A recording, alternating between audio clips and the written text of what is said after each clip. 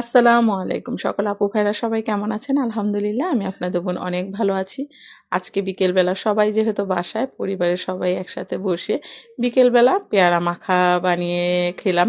সাথে একটা আম ছিল, আমটাও দিয়ে দিয়েছি, একটু টক হবে। আর এই গরমে কিন্তু একটু টক জাতীয় খাবারগুলো খেতে সবারই ভালো লাগে। আর সবাই চেষ্টা করবেন যাদের উচ্চ রক্তচাপ আছে বা প্রেশার আছে, একটু টক জাতীয় খাবার আর বেশি করে গরমে প্রচুর পরিমাণে পানি খাবেন। আর এই তো বিকেলবেলা সাহেব গাছে থেকে পেয়ারা পেড়ে দিল, দেখিয়ে দিয়েছিলাম। অবশ্য সবগুলো তো পেয়ারা কাঁচা পাকাও ছিল, ওখান থেকে দেখে দেখে 5-6টা পেয়ারা পেরেছে। আর তা দিয়ে সাথে একটা আমও ছিল, আমটাও দিয়ে দিয়েছি। তো খুবই মজা হয়েছিল, সাথে কাসুন্দি নিজের হাতের বানানো, সব কিছু মিলিয়ে বানিয়ে ফেলেছি পেয়ারা ভর্তা। পেয়ারা ভর্তাটা কিন্তু খেতে খুবই মজা হয়। কার কার পছন্দ অবশ্যই কমেন্ট করে জানাবেন। আমার কাছে তো খুবই ভালো লাগে। আর একা একা খেতে ভালো লাগে না।